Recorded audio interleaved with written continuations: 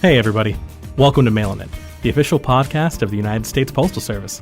I'm your host, Dale Parsan. We've got a really good episode for you here today. We're going to talk with Postal Services Chief Sustainability Officer, Jennifer Beiro-Réveillé, about one of the biggest challenges facing any large organization today. That's taking care of business while also taking care of the environment.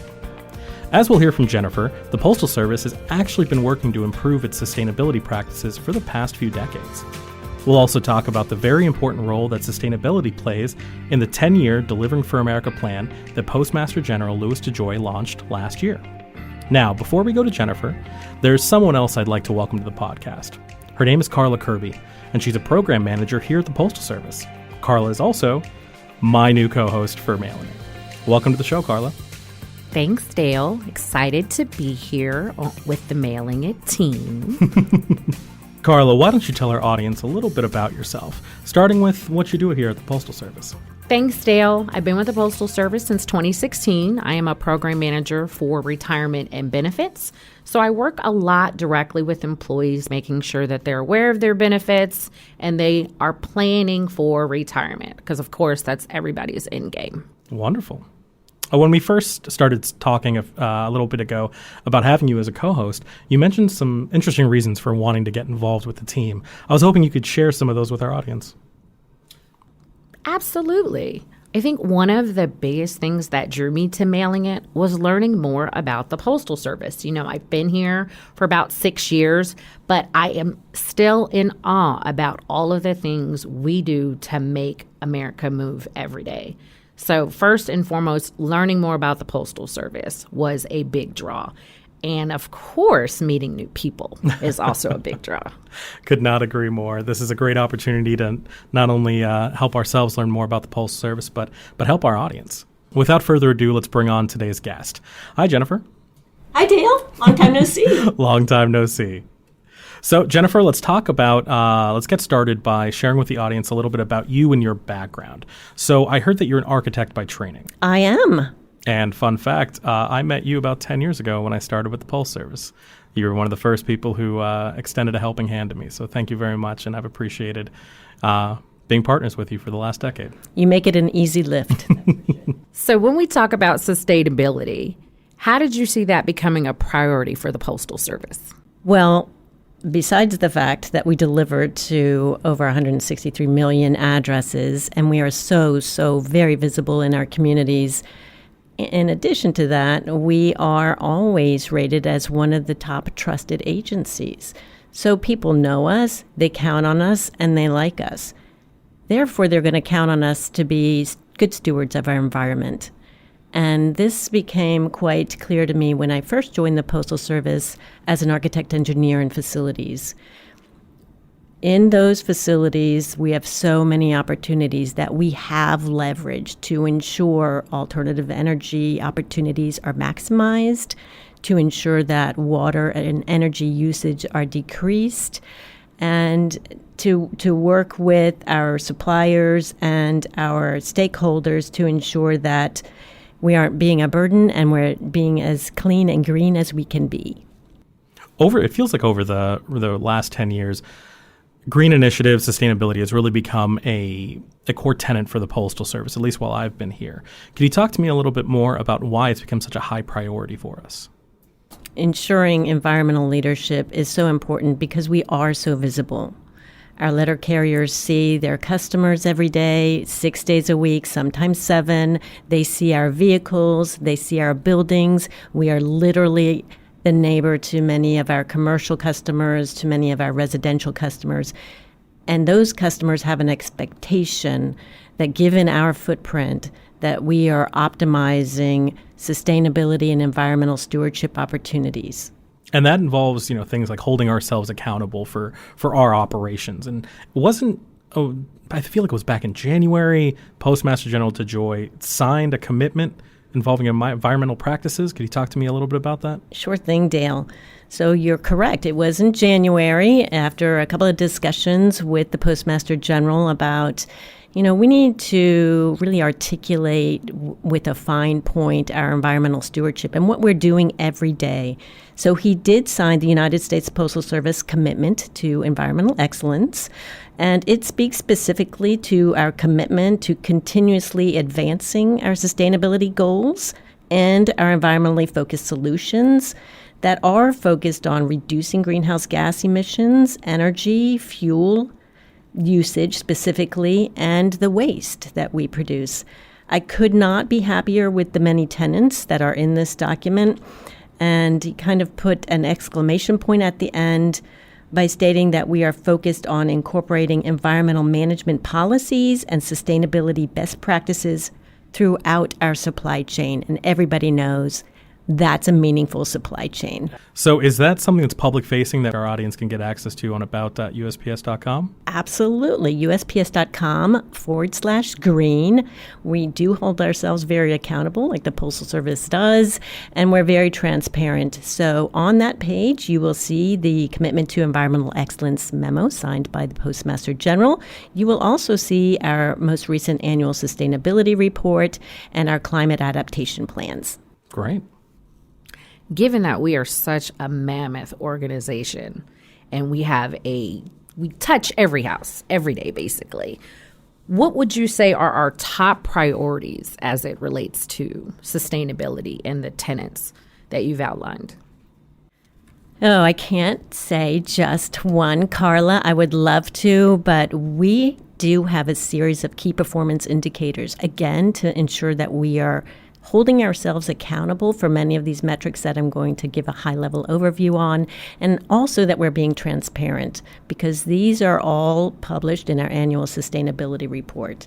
So we have key performance indicators from everything from greenhouse gas emissions, obviously reducing our scope 1 and 2 emissions, and that target is a 25% reduction by 2030. And then And in our annual sustainability report, of course, we report our focus and our progress on that. But also there's our water usage, right? We have such a footprint. We're concerned about our water intensity and specifically reducing potable water intensity 20% by 2030. In addition to that, energy usage, right? Everybody's familiar with the light switch, but it's a lot more than that, heating and cooling. And our focus there, our key performance indicator, is to reduce facility energy intensity 25% by 2030.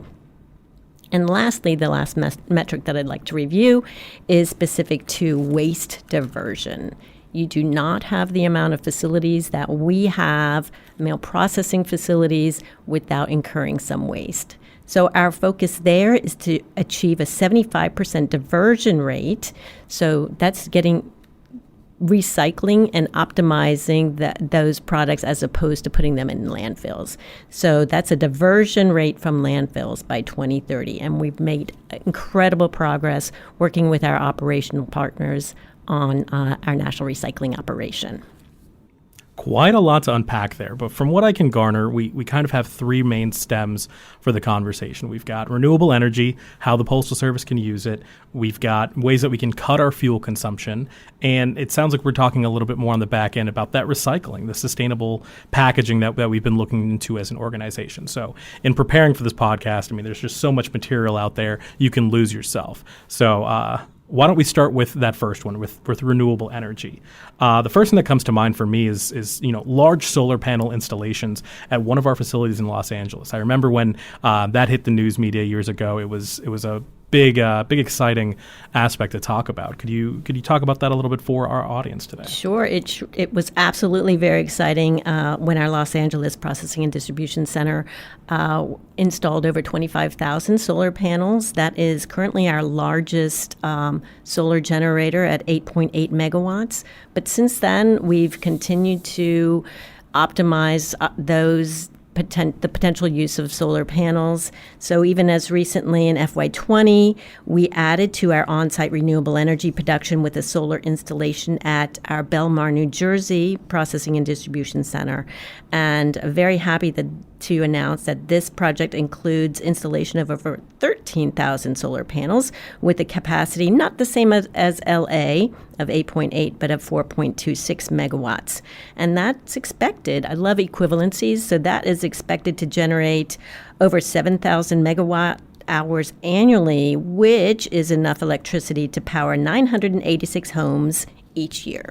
So that's a lot of power. That is It's a lot of power from the sun. Exactly. We've made a lot of progress. It seems like since the LA installation, we've been rocking and rolling with the solar panels. So with that, can you share with us any projects that are on the slate for the future, upcoming, or things that are in the works now? We have so much going on working with our facilities and operational partners, and that focus is network optimization.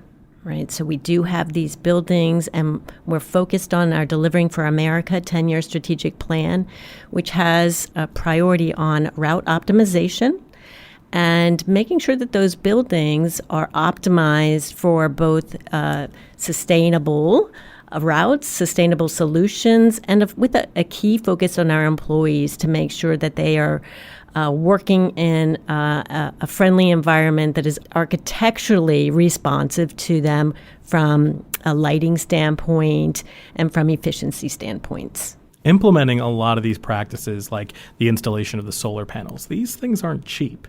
And, just from seeing them around local neighborhoods, seeing homes have solar panels on them, it tends to lead the question of, is it worth it, right? Is what we're saving in terms of not having to purchase electricity or pull electricity from the local grid, is that really adding much of a benefit when we think about the installation costs? Could we talk a little bit about that? Sure. The bottom line financially is that there is a return on investment. The caveat, as always, is it depends what that return on investment is. It depends where the solar panels are located. Is that optimized for maximum sunlight? It depends on the utility companies and the local return on investment for that particular building. So that's why we work with finance and our other partners on ensuring that we are optimizing that return on investment. So good for us, good for the environment. Win, win, win. We touched a little bit on employees, and then PMG's focused on making sure employees have improved workspaces. With that, can you give us a little bit on how the employees have reacted to the efforts for sustainability?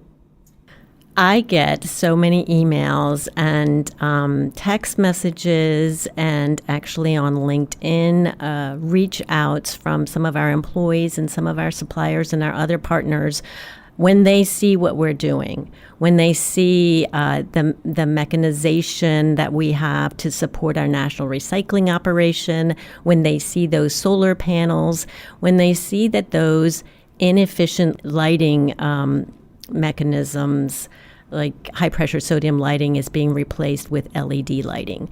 So it's better on the eyes, it's better for working, and it's much, much better from an energy efficiency standpoint. We touched a little bit earlier on route optimization and how it's a big part of the Delivering for America plan. When we think of that and we think of route optimization, I think of increasing utilization on a truck. So if a truck currently has, X amount of space left on it, that's if I can fill up that space, I may be able to cut down on having numerous vehicles run, which inevitably cuts down on the amount of fuel that I have to exude for the same amount of deliveries. Could you talk to me a little bit about how this route optimization has impacted the Postal Service's fuel consumption? Route optimization is key to optimizing our routes while focusing on reduced carbon in our environment. So to your point, Dale, if we have one truck that is leaving the facility and it is full or almost full, and we have that one truck as opposed to 4 or 5 partially loaded trucks that are the same size that are emitting greenhouse gas emissions. So now we have one fully loaded truck emitting, admittedly, some greenhouse gas emissions, but that's in lieu of 5 trucks that are not optimized, meaning that they're not fully loaded.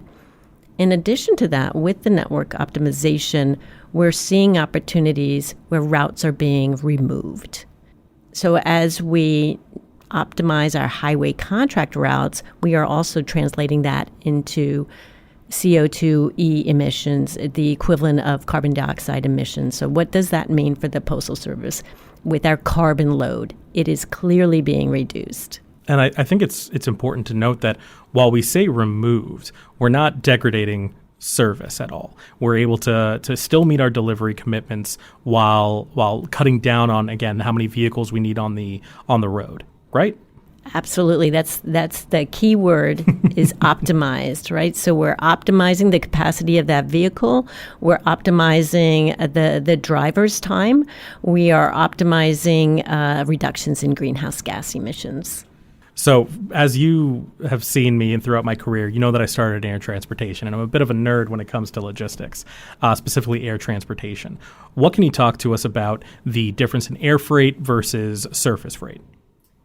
Air freight uses a lot more greenhouse gas emissions than over-the-road contract routes. It depends, right? If we had our own planes, then we'd have better math on this. But in general, for those companies that have their own planes and their own highway contract routes, air transportation uses 8 times the greenhouse gas emissions as over-the-road trucks. So it sounds like we are doing great things around energy efficiency, but as the Postal Service, we are heavy on envelopes, boxes, and other packaging supplies.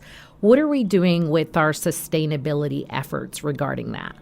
We've been doing a lot from a sustainable packaging standpoint for a long time. So, for example, our Ready Post boxes that you'll see in our post offices, they are made from 100% post-consumer waste. So making boxes from post-consumer waste is a direct equivalent to using less water, obviously using less trees, using less energy. So that's a win-win.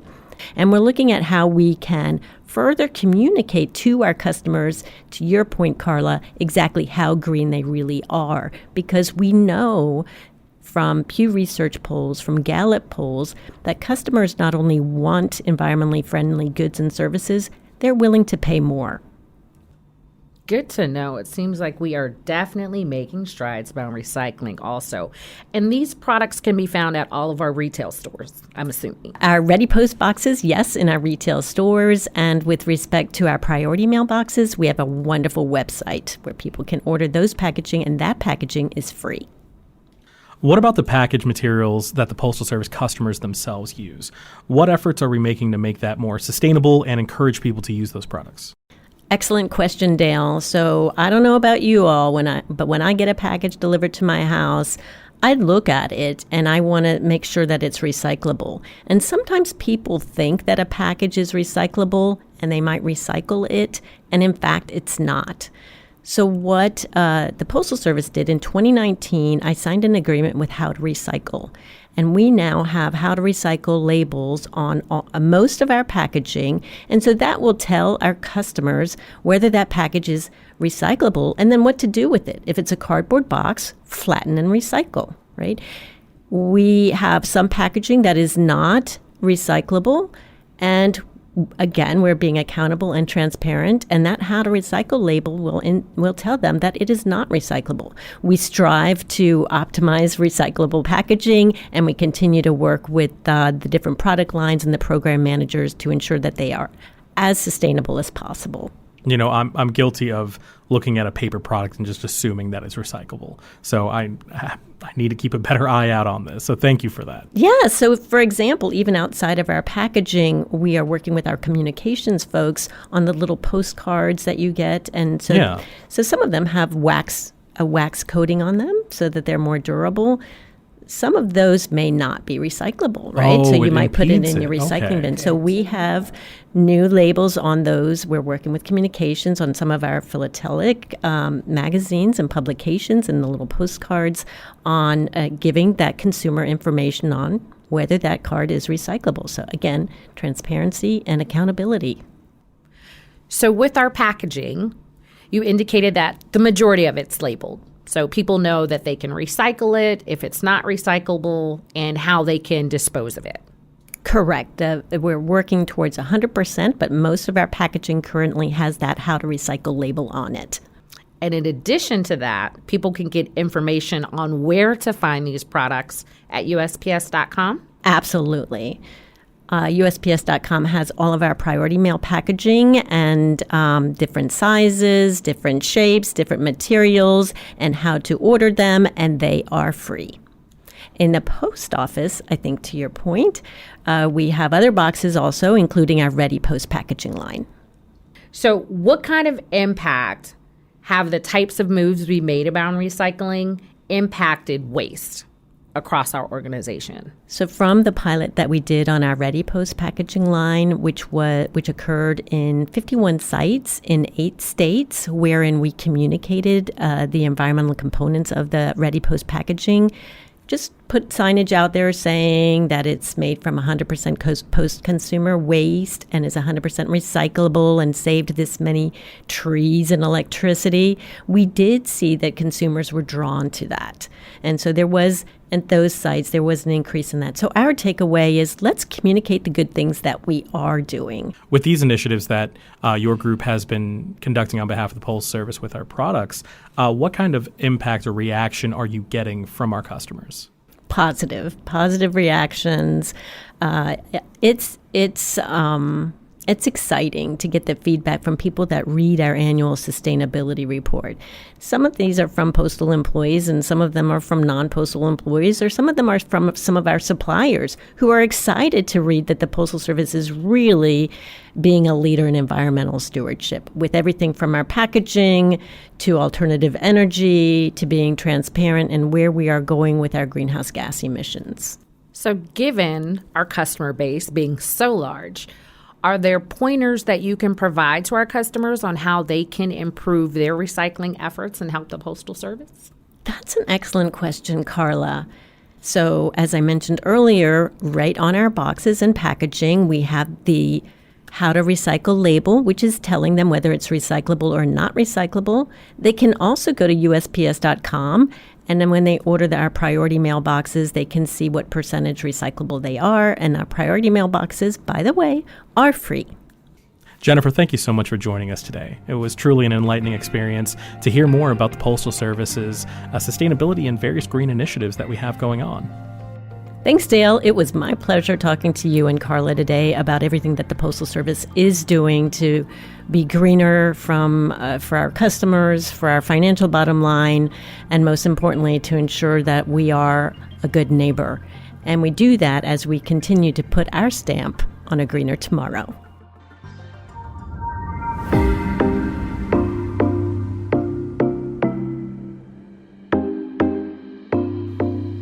All right, everyone, it's time for Did You Know? In this segment, we share some interesting details about the Postal Service that most people probably don't know. Carla, since this is your first episode, why don't you kick us off? That works. Dale, did you know that Green Book, made famous by the 2018 movie, was originally published by an African-American letter carrier? I did not. In the 1930s, Victor Green, a postal carrier based out of New Jersey, was sick of the discrimination he and other African Americans had to deal with, especially when traveling, so he decided to do something about it. Taking a cue from similar guides published by the Jewish press, he put together a travel guide listing businesses friendly to African Americans in the New York area. That's impressive. The first Negro motorist Green Book was actually published in 1936, and it was so successful that he expanded the scope. He asked his connections throughout the post office to identify businesses in their areas that welcomed African American travelers. Later, he offered cash payments to readers who sent in tips and other information about African American friendly businesses. Green actually kept expanding his guide to eventually include private guest houses, service stations, drugstores, taverns, barbershops, and beauty salons, once they had been verified as non-exclusionary and open to, again, African Americans. Eventually, the guide renamed the Negro Traveler's Green Book after Victor Green. Green signed a distribution deal with Standard Oil, so the Green Book was actually sold in Esso gas stations nationwide. Carla, it makes me very proud to know that the Green Book was the work of a fellow Postal Service worker. Exactly. And I didn't even know that when I saw the movie, but the movie was fabulous and definitely agree that Green was a very interesting man. In fact, by 1933, he and his wife had actually relocated to Harlem, where the Harlem Renaissance was in full swing. He also managed a jazz musician, his brother-in-law, Robert Duke. In 1952, at age 60, Green retired from the Postal Service after 39 years of carrying the mail. Green died eventually in 1960, but with the help from his wife, Alma, and others, they managed to keep publishing the Green Book until 1967. Ironically, they thought with the passage of the Civil Rights Act in 1964 and the banning of racial discrimination, that there would be no need for any new editions of the Green Book. Gosh, what a great story. That's I'll be honest, it's a tough one to follow, especially on your first day, but I'll give it a try. Carla, did you know that in the late 19th and 20th centuries, post offices, quote-unquote, hired cats to catch mice and rats? How exactly do you hire a cat? Well, I'm being a little facetious. But rodents were a big problem at large post offices back in the day. They were attracted to the glue on envelopes, packages, and newspaper wrappers. Knowing this, when the Postal Service opened a big facility in New York City in August of 1875, Postal Clerk George W. Cook brought along a cat. Just one cat? Well, it was a female cat, which meant before long there were a lot more cats. Right. So about how many cats are we talking about? You know, by 1897, there were about 60 cats in the New York Post Office itself. George Cook became the unofficial superintendent of postal cats. He was in charge of feeding them all with a budget of $5 a month in 1904, almost $175 in today's money. There were plenty of funny stories related to the cats that may or may not be true. I could only imagine. Let's hear one. For example, there were an invasion of rats when a cheese manufacturer mailed out samples of Limburger and extra cats had to be called in. And supposedly, postal workers would hide extra cats in mail bags to be shipped out in suburban stations. Well, that definitely gives a new meaning to the phrase, letting the cat out of the bag. How did Cook feel about all these cats? Well, he was quite fond of them. On November 5th, 1904, Cook celebrated his 54th anniversary with the Postal Service by hosting a banquet for 60 cats. The menu included raw calf's liver and lamb's kidney. Sounds delicious, right? Exactly. I really hope he brought his own lunch. Me too. And on that note, that's a wrap for another episode of Did You Know?